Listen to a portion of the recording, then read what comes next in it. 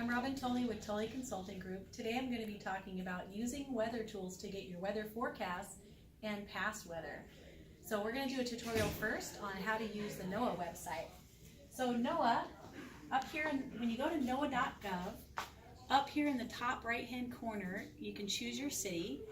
So right now I've got Dixon, California, where we're located. Click on See Full Forecast, and then it's going to pull up your weather forecast. It's going to have a nice visual display, and then it's also going to have a written description of the weather down below. Unfortunately for us, we need more detailed information in terms of like what percentage it is, so we know whether we need to do a REAP or not. If we go down here, Forecast Weather Table Interface, and click on that, that's going to bring up the detailed page that we need. So how do we read this? So the way to read this is in 6-hour increments at 5, 11, 5 p.m., and 11 p.m. These are the different precip forecasts. This is the amount of rain predicted in that 6-hour block, and this is the chance of precip. So when you need a REAP, you're looking for one of these boxes to be 50%. So that's how you read that. If you want to know how much the storm total is, you look at your storm duration and you're going to add up these boxes for the precip boxes. So that's how to do that. This is the page that you want to print out and save every day for your SWIP records. But I want to show you some other useful tools on NOAA's website. If you scroll down and you want to look at the hourly weather forecast, you can get a better idea what's going to happen hourly. So these tables here will show you a little bit better information about when rain is occurring. This box here, it says rain. When you actually see rain in the forecast, it's going to have boxes up here per hour. So that's another tool that you can use to get the hourly forecast. So right now nothing's shown because we just had a storm event, and so there's no rain predicted today. So, another useful tool on NOAA is getting the past weather. So when you load up your screen and here's your weather forecast, over here is going to be your 3-day history. And so that's where we can go to get the past weather information, one of the tools. So going there, click on the 3-day history. And if that weather station has the weather, it'll show up here. Sometimes it'll have a graph, which no graph is showing right now because there's no rain right now.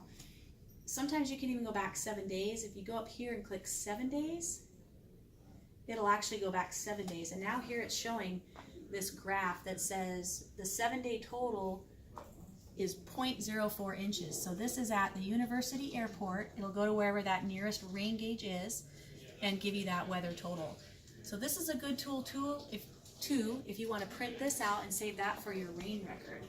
Sometimes not all gauges have rain records, and so you're going to have to find a different gauge, and I'll show you how to do that if NOAA is not showing a rain total for you. Another way, and the better way to get your past rain information, is actually just cheap and simple. Put a $7 rain gauge up at your job site, put it on like a chain link fence outside of the yard. You can zip tie it on. Usually we use 2 zip ties. One will be at the bottom, one will be at the top, and that allows you to take it out and dump it out after your rain event is over.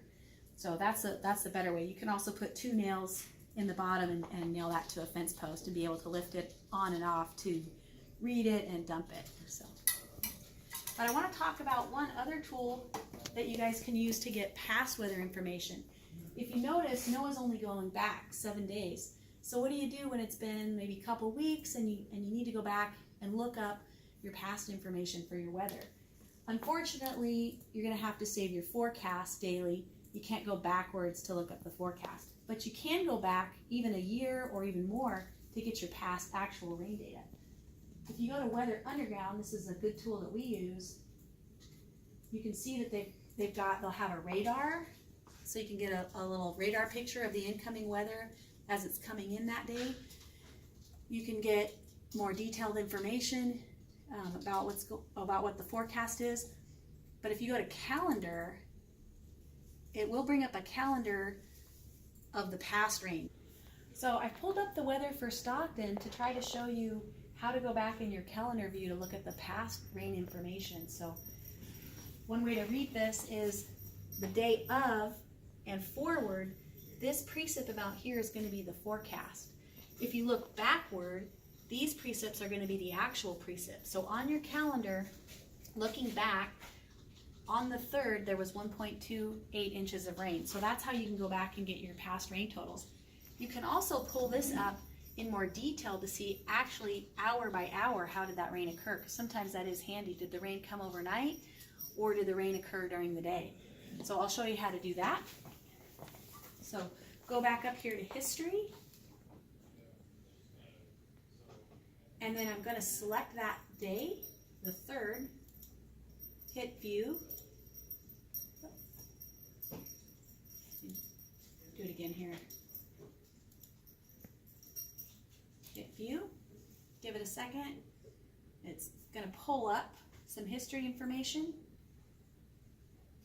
and if you scroll down, there's going to be this nice chart that's going to show you hour by hour what that precip was. So this particular day, we had 0.1 inches at 5:30, we had 0.1 inches at 5:55, we had an inch of rain in 1 hour at 6:55 p.m.